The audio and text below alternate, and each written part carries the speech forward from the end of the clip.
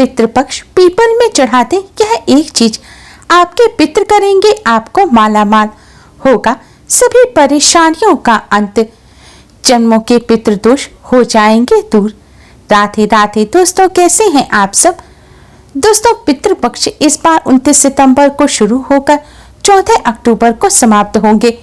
पितृपक्ष का हिंदू धर्म में विशेष महत्व है, क्योंकि इस दौरान हमारे पितृलोक से धरती पर आकर हमें अपना आशीर्वाद देते हैं और हमारा कल्याण करते हैं। शास्त्रों के अनुसार देवों को मनाने से पहले पितरों को मनाना आवश्यक है। पितरों के आशीर्वाद के बिना मनुष्य कभी भी उन्नति नहीं कर सकता। इसलिए पितरों की आत्मा की शांति के लिए पितृपक्ष के दौरान श्राद्ध तर्पण पिंडदान किए जाते हैं, जिससे पितर प्रसन्न होते हैं। अगर पितरों को कोई कष्ट हो तो वह भी दूर हो जाते हैं, जिससे पितरों का आशीर्वाद मिलता है और पितृदोष दूर हो जाता है। पितृपक्ष के दौरान पितरों का आशीर्वाद प्राप्त करने के लिए पीपल में यह एक चीज जरूर चढ़ा देना, क्योंकि पीपल वृक्ष में पितरों का वास होता है।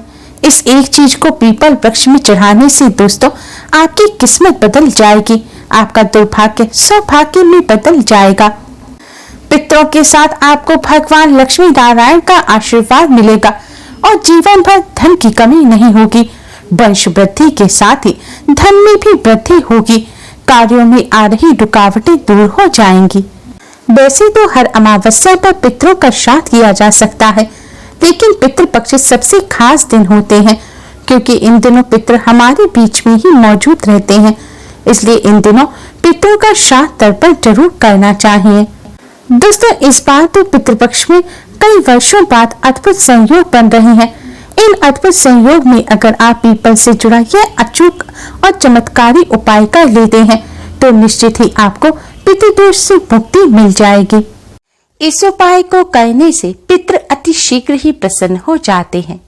पितरों की असीम कृपा प्राप्त होती है। पितरों की कृपा से बिगड़े कार्य भी बनने लग जाते हैं। पितरों के साथ ही पितृदेव यानी कि भगवान विष्णु, माँ लक्ष्मी जी की भी असीम कृपा प्राप्त होती है। भगवान विष्णु, माँ लक्ष्मी जी की कृपा से जीवन में चली आ रही बड़ी से बड़ी परेशानी दूर हो जाती है। कार्यों में आ रही बाधा दूर होती है और सारे काम बनते चले जाते हैं। दोस्तों, उपाय सही प्रकार से करने के लिए वीडियो को एंड तक अवश्य ही देखें। अगर आपने हमारे चैनल को अभी तक सब्सक्राइब नहीं किया है तो यूजफुल वीडियोस के लिए चैनल को सब्सक्राइब कर बेल आइकन को भी जरूर दबाएं और इस वीडियो को लाइक कर अपने फ्रेंड्स के साथ शेयर भी जरूर करें। तो आइए दोस्तों जानते हैं इस असरकारक उपाय के बारे में। दोस्तों, यह उपाय आप पितृपक्ष में किसी भी दिन कर सकते हैं, लेकिन ध्यान रखें रविवार के दिन यह उपाय ना करें, क्योंकि यह उपाय आपको पीपल वृक्ष पर करना है और रविवार के दिन पीपल वृक्ष का पूजन नहीं किया जाता। इसलिए इस बात का विशेष ध्यान रखें। आप चाहें हो सके तो रोजाना आप पितृपक्ष में इस उपाय को करें। अगर रोजाना ना कर सकें तो आप इस उपाय को पितृपक्ष की एकादशी और सर्वपितृ अमावस्या पर अवश्य ही करें। यह उपाय सूर्य उदय होने के बाद और सूर्यास्त से पहले ही करना है। यह उपाय घर के सभी पुरुष, महिलाएं और कन्याएं भी कर सकती हैं। दोस्तों, उपाय करने के लिए सबसे पहले स्नान कर स्वच्छ वस्त्र धारण करें। अब आप एक लोटा लें। इस उपाय को करने के लिए आप स्टील का या पीतल का लोटा ले सकते हैं। ध्यान रखें तांबे के लोटे से यह उपाय ना करें। लोटा ना हो तो आप कोई गिलास, कटोरी या कोई बड़ा बर्तन ले लीजिए। अब इस बर्तन लोटे में आप शुद्ध जल भरें। अगर आपके घर गंगा जल है तो थोड़ा सा गंगा जल भी आप इस लोटे के जल में मिला लें। गंगा जल मिलाने के बाद अब इस जल में आप थोड़ा सा कच्चा दूध डालें। आपको दूध इतना डालना है कि जो जल है यह सफेद रंग का हो जाए। दोस्तों, आपको इस बात का विशेष ध्यान रखना है कि इसमें आपको कच्चा दूध ही मिलाना है। उबला हुआ दूध आप इस जल में ना डालें। कच्चा दूध डालने के बाद अब आप एक प्लेट में थोड़े से काले तिल लें और इन्हें साफ कर लें। इनमें अगर सफेद तिल मिले हों, कंकड़ी या डंडी वगैरह हो तो उनको निकाल दें और प्लेट में थोड़े से जौ लें। जौ को भी साफ कर लें। अब आप यह जौ और तिल इस जल के पात्र में डाल दें। दोस्तों, इस जल के पात्र में आपको लगभग 2 चुटकी के करीब काले तिल डालने हैं और लगभग आधा चम्मच के करीब आपको जौ डालने हैं। जौ और तिल डालने के बाद अब इस जल के पात्र में आप थोड़ी सी शक्कर डाल दें। अगर बताशा हो तो शक्कर के स्थान पर आप इसमें एक बताशा डाल दें। दोस्तों, श्राद्ध पक्ष के दौरान जौ आसानी से राशन के सामान की दुकान पर मिल जाते हैं। सब सामान जल के पात्र में डालने के बाद अब यह जल का पात्र तैयार हो गया। अब इस जल के पात्र को आप पीपल वृक्ष के पास ले जाएं।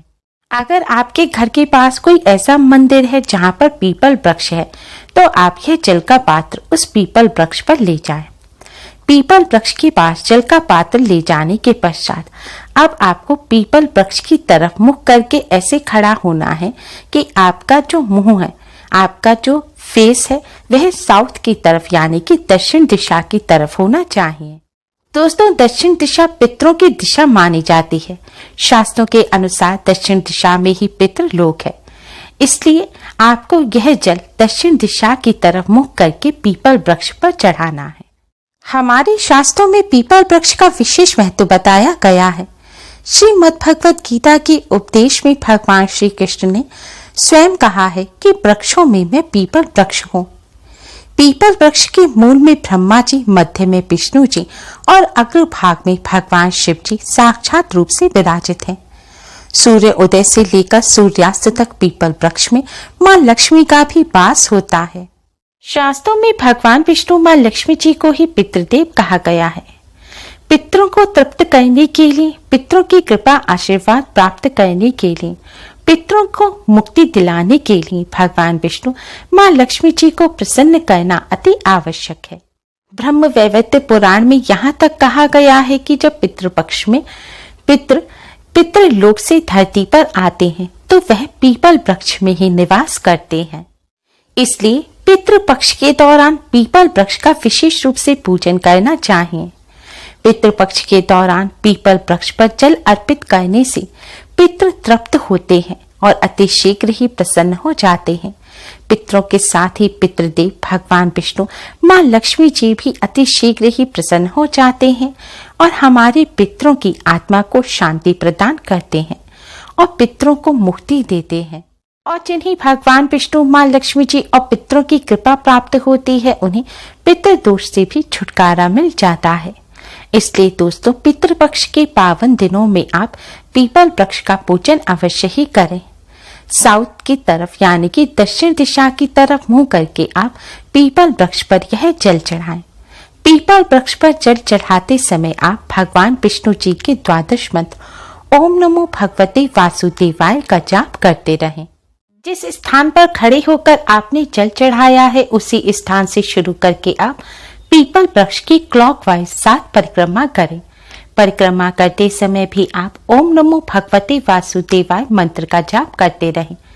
परिक्रमा करने के पश्चात अब आप भगवान श्री गणेश, भगवान विष्णु, मां लक्ष्मी जी को प्रणाम करें और पितरों को प्रणाम करें। अब आप पितृदेव के इस मंत्र का जाप करें। मंत्र है ओम पितृदेवताय नमः, ओम पितृदेवताय नमः। इस मंत्र का आपको 21 बार जाप करना है। मंत्र का जाप करने के पश्चात आप भगवान विष्णु मां लक्ष्मी जी से अपने पितरों की आत्मा की शांति और मुक्ति की प्रार्थना करें। पितरों को तृप्ति मिले, पितरों को कोई कष्ट ना हो, इस चीज की आप भगवान विष्णु मां लक्ष्मी जी से प्रार्थना करें।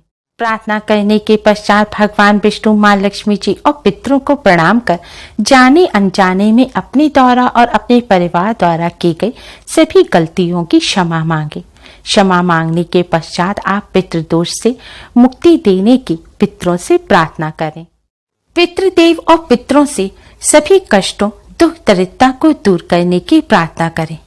इस तरह प्रार्थना करने के पश्चात आप अपने घर आ जाएं। दोस्तों, ध्यान रखें, जल चढ़ाने के पश्चात जल के पात्र में तिल, जौ या जो भी चीज उसमें रह जाती है तो उसे हाथ से निकालकर आप पीपल वृक्ष पर ही डाल दें। पीपल वृक्ष का पूजन करते समय कुछ बातों का विशेष ध्यान रखें। जूते, चप्पल या मोजे पहनकर आप पीपल वृक्ष का पूजन ना करें। खुला सिर रखकर भी आप पीपल वृक्ष का पूजन ना करें। आप पुरुष हैं तो सिर पर कोई रुमाल ढकें, महिला हैं, लड़की हैं तो आप सिर पर दुपट्टा या साड़ी का पल्ला रखें। झूठे मुंह से भी पीपल वृक्ष का पूजन ना करें। पूजन करने से पहले आप अच्छी तरह से कुल्ला कर लें। पूजन करते समय आपके मुंह में तंबाकू भी नहीं होना चाहिए। महिलाएं पीरियड के दौरान पीपल वृक्ष का पूजन ना करें। पूर्ण रूप से शुद्ध होने के बाद ही आप पीपल वृक्ष का पूजन करें। पीपल वृक्ष पर जल आप सूर्य उदय होने के बाद ही चढ़ाएं। सूर्य उदय से पहले फूल कर भी पीपल वृक्ष पर जल ना चढ़ाएं। शास्त्रों के अनुसार सूर्यास्त के 1 घंटा बाद से सूर्य उदय तक पीपल वृक्ष पर दरिद्रता का वास होता है, इसलिए इस दौरान पीपल वृक्ष का पूजन ना करें। संध्या काल के बाद भी पीपल वृक्ष पर जल ना चढ़ाएं। इस बात का विशेष ध्यान रखें। संध्या काल के पश्चात पीपल वृक्ष का स्पर्श भी ना करें। दोस्तों, पीपल वृक्ष में पितरों का वास होता है। पीपल वृक्ष को पितरों का निवास स्थान माना जाता है, इसलिए भूलकर भी आप पीपल वृक्ष को हानि ना पहुंचाएं। पीपल का अगर छोटा सा भी पौधा कहीं उग जाता है तो उसे ना उखाड़ें और ना ही पीपल वृक्ष के पत्ते तोड़ें। पीपल वृक्ष को नुकसान पहुंचाने से गौ हत्या, ब्रह्म हत्या से भी अधिक पाप लगता है, इसलिए इस बात का विशेष ध्यान रखें। जो व्यक्ति पीपल वृक्ष को नुकसान पहुंचाता है उसे पितृदोष भी लगता है, क्योंकि यह पितरों का निवास स्थान है। इसलिए भूलकर भी पीपल वृक्ष को नुकसान ना पहुंचाएं। सदैव ऐसे ही पीपल वृक्ष का पूजन करें जो साफ स्थान पर हो। कई बार नाली के या गंदगी के आसपास पीपल वृक्ष उग जाता है, उस पीपल वृक्ष का पूजन ना करें। दोस्तों, इस तरह पीपल वृक्ष पर जल अर्पित कर पूजन करने से पितरों के साथ ही भगवान विष्णु, मां लक्ष्मी की भी असीम कृपा प्राप्त होती है और पितृदोष से छुटकारा मिलता है। पितरों और पितृदेव की कृपा से बिगड़े हुए कार्य भी बनने लगते हैं। जीवन में चली आ रही बड़ी से बड़ी परेशानी दूर होती है और घर में सुख, समृद्धि और खुशहाली का वास होता है। उम्मीद है आपको हमारी ये वीडियो पसंद आई होगी। प्लीज लाइक करें। हमारी इस वीडियो को अपने फ्रेंड्स और रिश्तेदारों में ज्यादा से ज्यादा शेयर करें, जिससे वह भी इसका लाभ उठा सकें। हमारी और भी वीडियोस के लिए हमारे चैनल को सब्सक्राइब करना ना भूलें। Thanks for watching. Radhe Radhe.